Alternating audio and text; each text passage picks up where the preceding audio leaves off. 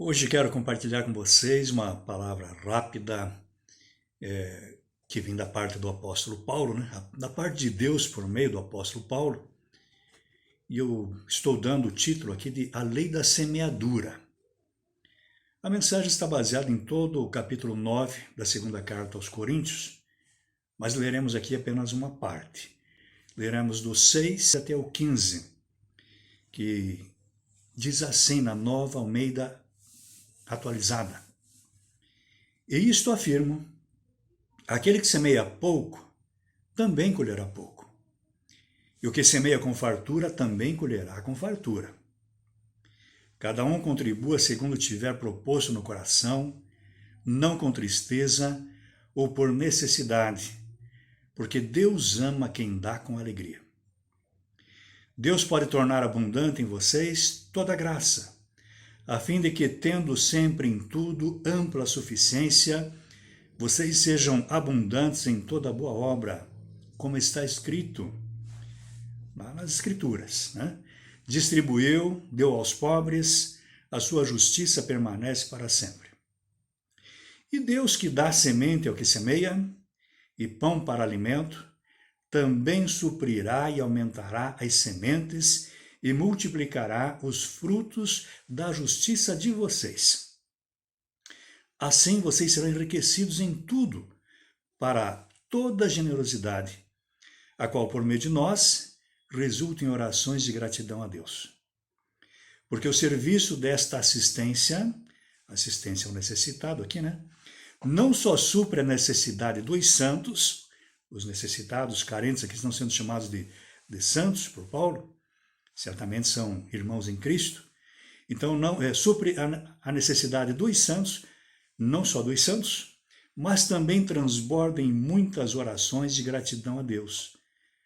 Na prova desse serviço, eles glorificam a Deus pela obediência da confissão que vocês fazem do Evangelho de Cristo e pela generosidade com que vocês contribuem para eles e para todos, enquanto eles oram por vocês com grande afeto, por causa da extraordinária graça de Deus que foi dada a vocês.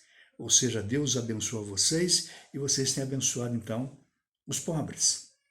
E ele termina dizendo: graças a Deus pelo seu dom indescritível. Que maravilha! A Bíblia sempre nos surpreende. E o texto base desta meditação é um exemplo disso. Paulo escrevendo então à igreja de Corinto, tratando do levantamento de uma oferta não para a igreja, não era para a igreja, nem para o seu próprio ministério ou qualquer outro ministério.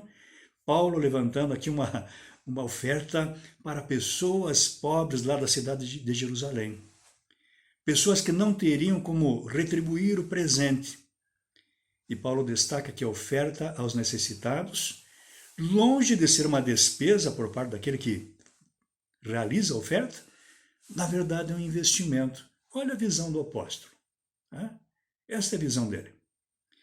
Assim ele utiliza a figura da semeadura para lembrar o seguinte aos, vamos dizer assim, entre aspas, aos investidores, aqueles que estão investindo no reino de Deus.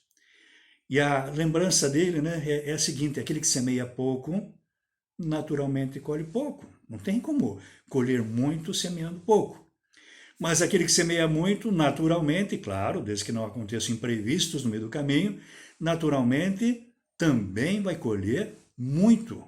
Ou ao contrário do outro, né, que semeou pouco, colheu pouco. Aquele que semeia muito, então, ao contrário, colhe muito. Isso é natural. Paulo aplica esta verdade aqui à ajuda aos necessitados. Paulo destaca que a ajuda aos necessitados é uma bênção para aquele que está passando pela dificuldade, óbvio, porque ele recebe ali a ajuda para suprir as suas carências, mas também é uma bênção para aquele que contribui. Por quê? Porque ele será recompensado pelo Senhor. É só prestar atenção nos versículos 10 e 11. E além disso, esta ajuda, esta oferta aos necessitados, produz ações de graças. Pessoas, então, agradecidas oram, agradecendo a Deus, porque Deus abençoou, né? Deu a alguém que agora também dá para mim. E também ele mostra que isto traz glória a Deus, porque Deus é o doador de todas as coisas. É só ler com mais atenção depois, né? Versículos 12 ao versículo 15. Certamente, meus amigos, não há lógica humana nenhuma no dar ao necessitado, esperando receber algo em troca. Dificilmente, né? Aquele necessitado pessoalmente poderá retribuir o que lhe foi feito. Então não há lógica.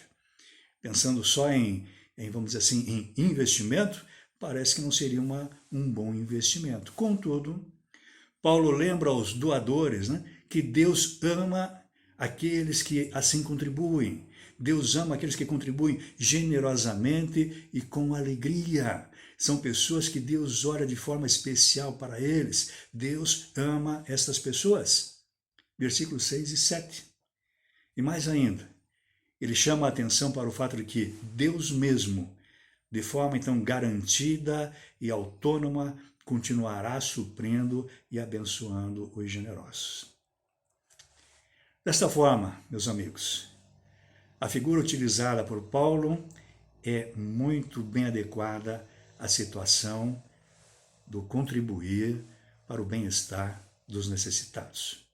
Pois quanto mais se planta, se contribui, né, para com o necessitado, mais se colhe da parte de Deus, em bênçãos materiais e espirituais. A lei da semeadura não falha no reino de Deus. Plante muito e colha muito.